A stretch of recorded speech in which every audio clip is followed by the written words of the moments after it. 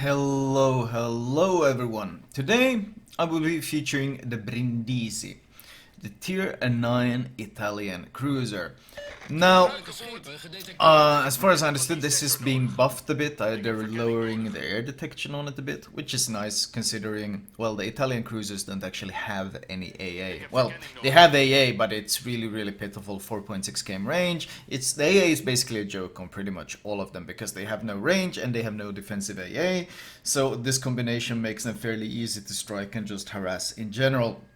So lowering the air detection is much needed on many of these higher tier cruisers, so it's nice that it's happening. The ship itself though, it's got pretty basic armor on it. 25mm nose, 25mm stern.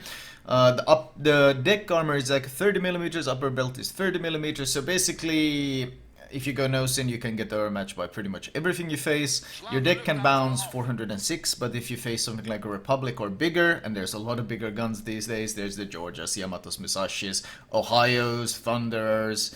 If someone is actually running 457 Conch, like there's a lot of ships that can basically just overmatch your armor.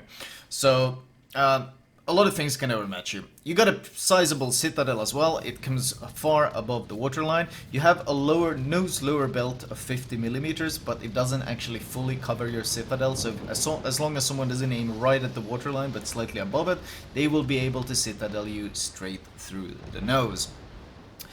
Moving on. The shells you're seeing firing right now, the red shells, they look a bit weird, don't they? And that's SAP. Semi-armor piercing. That's basically the new gimmick of the Italian ships. Oh, by the way, the reason I'm covering the Brindisi is I'm pretty sure everyone's already covered the Venezia, and I haven't really seen anything about the Brindisi, so I might as well cover this one as an introduction to Italian cruisers. Moving on, SAP, semi-armor piercing. This is what they have instead of HE. SAP is basically a form of HE that you can angle against. If you angle sharply enough, it can actually bounce.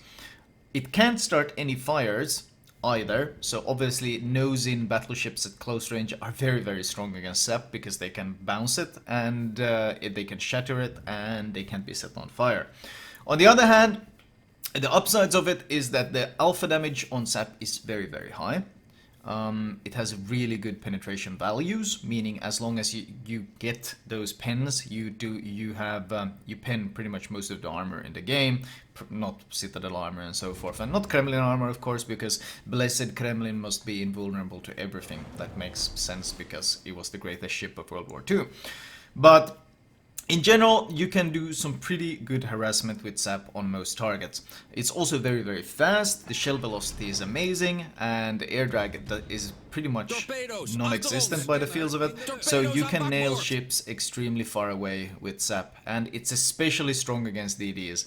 But as you can see, we shattered on his torpedo belt, or well, his citadel armor, but everything else we could quite easily penetrate, and this is pretty much the way SAP works. It has much better pen angles than AP, so it's much more flexible than AP, so it's not that easy to just angle against it. You have to angle quite sharply. Basically, it's like fighting a Stalingrad. What I'm popping here, though, is the unique smoke of the Italian cruisers. Now, this is something to keep in mind. I switched to AP with the expert loader, and I'm waiting for this Neptune to make a mistake. And I know he will want to turn away, he will want to disengage by giving broadside, and that's exactly what he does. And the second he turns, we pounce and we Citadel delete him. I remain undetected because he didn't quite enter my smoke firing penalty range. My smoke firing penalty on this thing is 9.7, I think. So then you add in, of course, stealth and so forth. But yeah, 9.7 is the smoke firing penalty on this ship. Now, this smoke, as you noted, it stays with you even while you're on the move, and that's what kind of makes it unique in the sense it's called, what was it called? I think they're changing the name. It used to be called fuel smoke, now I think they're changing it to crawling smoke? No, that was perf that was being changed. Regardless of the name, the basic of the smoke is that it deploys all around you regardless of your speed. On the other hand, the cooldown is massive. It doesn't last very long at all, and it's pretty much a 40-second fun time where you get a couple volleys off and then you're out of luck. It does work really well with these Italian cruisers though, because especially they're fairly limited on range, all of them. So being able to sneak up with this is quite useful, especially because the concealment isn't really the best. It's 12.2 on the Brindisi, which is okay, but I mean, there's a lot of cruisers with better stealth than this. I mean, you're not going to be sneaking up on Buffalo, Seattles, Ibukis, Neptunes, any of these. All of them outspot you quite easily. So, and of course, since you don't have any radar, you don't have any hydro, DDs will also outspot you quite easily. So having this kind of smoke to both engage and disengage with is actually extremely useful. And the reason I chose this commentary in particular is because I'm using the smoke in multiple different ways in this commentary, which is why I think this commentary is good, because it shows you the different value you can get out of this crawling smoke. And the way you saw me there was basically a bit of an ambush, or I waited for an opportune moment with the smoke and created a crossfire using it on that Neptune. That's one of the ways you can use it. There are multiple other ways, which you will see quite soon. As I'm DD spotted, need to play quite careful. This thing does have a large citadel, keep that in mind. In fact, you can almost see, if you look at the ship when I'm zoomed out, you can actually see on the armor, you can see the deck, the citadel armor bulging out a bit from the ship. All of that is ship citadel. It is quite significant. It is quite huge. The turret armor is also only 150 millimeters, so if you go nose in against big caliber AP, they will probably be able to delete your turrets quite easily. I haven't actually tried it, but oof, there we see some of that sap damage on this Massachusetts. No fires though, and very long reload on the guns are the big downsides, and of course the fact that he could angle against this sap if he wanted to. But if you do get these broadsides, sap is extremely juicy, especially if they don't have a saturated superstructure. You can just deal so much damage to pretty much any target. There are exceptions, of course, like Kremlin with its 60mm deck armor plating, which can easily shatter your sap. Why is that ship immune? I don't know. Clearly it's not powerful enough yet. Kappa. Regardless, this Massachusetts is obviously going to get farmed quite heavily trying to push in like this. It's a higher tier game, and he's kind of YOLOing into the middle, so this is going to end up being a death, and we're going to be even on ship numbers at this point. Note that the Brindisi does have 12 guns, they're 203mm caliber. The reload is a pretty staggering 20 seconds, but because I'm running the reload mod, it's 17.6. It is still a significant reload.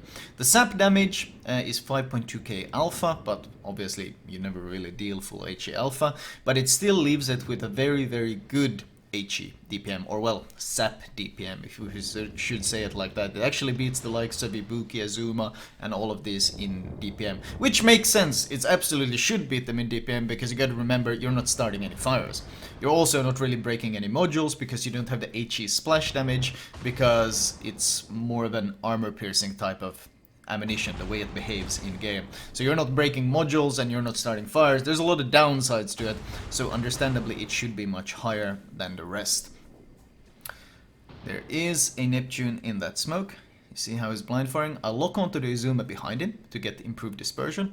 Then I line up my aim based on the island and on the minimap, and using these tactics, using all of these things, I get improved dispersion, and you see what happens. Triple citadel on the Neptune in the smoke. That was multiple different tricks. That was the minimap circle being used to allow to pinpoint the aim, and that was the lock-on the Izuma to get the improved dispersion, and all of this combined is the reason why that Neptune is now basically running for his life. Atago reverses out. Only 2 citadels, a lot of overpens on him, but that's a lot of damage on both of these. And this is one of the reasons I disagree when people say that AP is useless on Italian cruisers. It's absolutely not useless, it's just very, very situational. You generally only want to be using Italian AP if you get full broadside cruisers. If you don't, you probably want to be using SAP. So it's, in a sense, you're more selective. In other cruisers, you generally want to use HE, but if you get anything broadside, you want to switch to AP, because you'll do more damage with, even on battleships with full broadside AP. That's not the case with Italian cruisers, though. In Italian cruisers, you actually quite often want to just keep shooting SAP at the broadside, because it does more consistent damage. However, AP still has its place in these situations that you ever see in 8 citadels with the AP, all of them on cruisers, extremely useful. Now, Izuma pops around the corner. I wasn't expecting him to push around this corner, and here is another example of the smoke being utilized. In this case, I'm using this fuel smoke as an escape method.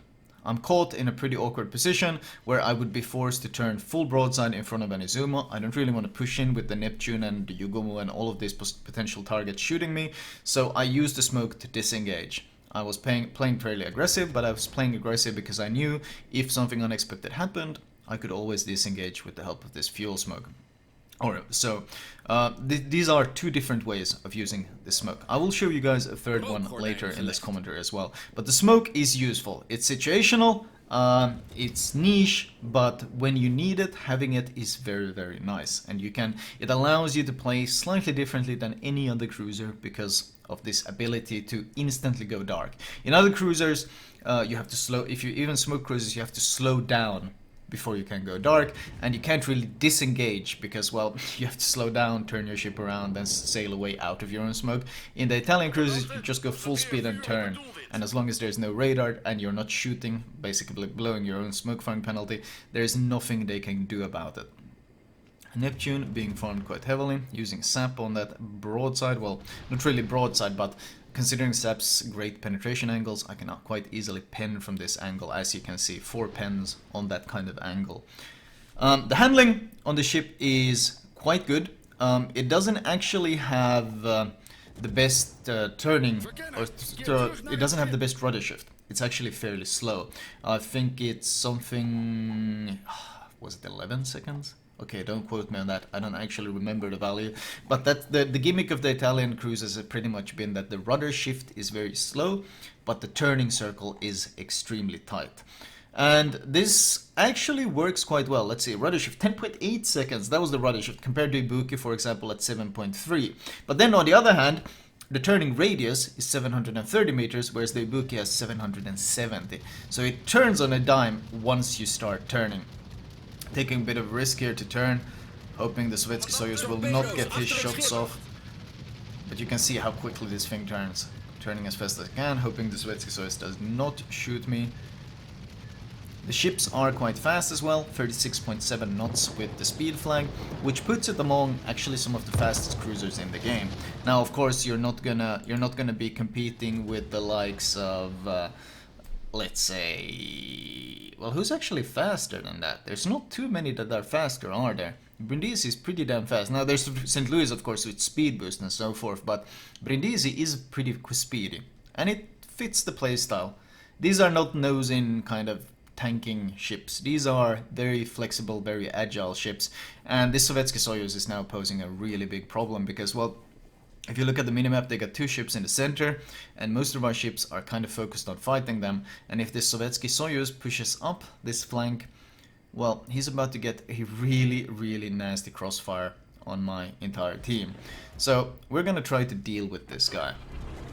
Now, Brindisi or the Italian cruisers aren't really that good at YOLOing because the torpedoes aren't that amazing. It doesn't have too many of them, and they don't really hit that hard. They're like 14k a pop basically, with a fairly long reload. I think it's 4 per side on the torpedoes, so not exactly gigantic damage. But once again, there is one certain advantage you have to keep in mind, and that certain advantage is, of course, that special smoke. Carriers coming in on me. AA, once again, this is tier 8 planes, so the AA with focus fire should be able to do somewhat okay. Not really. He can, I mean, that's a tier 8 carrier. You see what a tier 10 carrier would do to you. It would be absolutely brutal. I wait until the Sovietsky Soyuz targets me, and the second he switches target to me, that's when we pop the smoke. Note that I stopped firing a bit earlier to make sure I wasn't blowing my own smoke firing concealment, and by using this tactic of not firing, I'm actually able to go dark. And this is the third way, well, a third way of using this smoke, and that is literally YOLOing targets. And it can be quite nasty. He shoots something else. I'm pretty sure he's quite confused about what's going on. This will of course change when more people get used to how the Italian cruisers play, but this kind of YOLO potential is absolutely quite powerful. Sovietsky Soyuz has fantastic turret traverse, but I'm still able to get almost right next to him before he can react. I'm making sure to line up my torps perfectly because, as I mentioned, these torpedoes, they don't really deal that much damage. So I'm making sure I land all 4 of them. Even when landing all 4, you know that it's still not enough to kill him. And Sovietsky Soyuz isn't exactly known for its exceptionally good torpedo belt. So Yolo, for example, something like a Musashi is extremely dangerous because, well, simply your torpedoes don't deal enough damage. I load AP though because I was so close and he was broadside, and I managed to finish him off with that. I shot him twice with AP on top of landing all the torpedoes on my side enough to kill him. But it does show one of the weaknesses of these Yolos is that, especially if people react and try to dodge, your torpedoes aren't really that powerful or that useful. Still, we've gotten the kill we needed, and now it's basically just mopping up. We're getting all the caps back. The carrier will keep harassing me. Not really surprising. The one thing I didn't get to show in this commentary, which kind of saddens me, and that is the damage against destroyers. But basically, the SAP deals full damage to destroyers. So you saw that 12-13k damage volley I did on that battleship. You can deal the very same thing to destroyers as well. In fact, you know what? I'll post in the comments below, in the YouTube comments below, I'll post like a clip of killing a DD, just to give you an idea of just how ridiculous it is. It is incredibly powerful against destroyers. There is downsides, of course, mostly because you don't really have any way of detecting DDs yourself. You have no radar, you have no hydro, you don't really have that good of a concealment. So if you get to shoot DDs, it's because someone else is spotting them. But it doesn't mean that they're not insanely good at it, but it's still something to keep in mind. You rely on someone else to do your spotting, someone else to have that impact for you. I don't really dodge bombs at all, because I'm just closing the distance, because the game is about to end and I just want to get some damage in on this Implak before the game ends. Implak does not have an armored deck, I'm pretty sure, so that means SAP will deal some good damage to him, as it does. He bounces 4 of the shells, but still the SAP damage is tremendous. And I don't think I'll have time to kill him. I'm pretty sure my team will finish him off. SAP is actually very fast. Maybe? Oh, SAP was actually fast enough to give me that kill. And this game ends here. Looking at this damage, we do break 200k, which in a tier 9 cruiser is of course always nice. 202,000 damage, 4 torpedoes, 16 planes shot down, not really that impressive, but Italian AA isn't really that impressive. 9 citadels, which shows you the strength of even the AP, even if people like to smack talk the AP a fair bit. Team score wise, we break 3,000 base, which is of course always nice, and not something that happens too often, especially in these cruisers. In general, the Italian cruisers aren't nearly as good as damage farming as most of the others, and that's mostly because a lot of the damage in cruisers tends to come from fire damage. That's just the way they work. They get a lot of extra damage from fires, and that doesn't really exist in the Brindisi. You deal damage when you see targets, you don't deal any damage when they go dark. So, lack of fires will limit the numbers on the ships. That doesn't mean that they're weak, but it's something to keep in mind when looking at the statistics on these ships. Detailed report. I shot significantly more SAP than AP, of course, but the AP shots that I did take did prove quite useful. 4 torpedoes landed. You can see the pitiful damage on the Soyuz with all 4 torps. 33,000 with 4 torpedoes. Not exactly impressive damage, and that's why the smoke YOLO potential is quite significantly limited. Also keep in mind, of course, that if you try to YOLO someone and he just pops hydro, well, or he has a teammate there who pops radar or hydro, whatever, well, that's about to ruin your party real quick. So the smoke has a lot of downsides, but I do like the way it works, and I do like the uniqueness, and I considered it a fun mechanic, and I consider the Italian cruisers in general quite fun to play, even if they probably need some additional tweaking, some of which Wargaming is already doing. Anyway, this was my preview, my peek at the Italian cruisers, in this case choosing the Brindisi, since I'm pretty sure everyone has already covered the Venezia, which is the tier 10.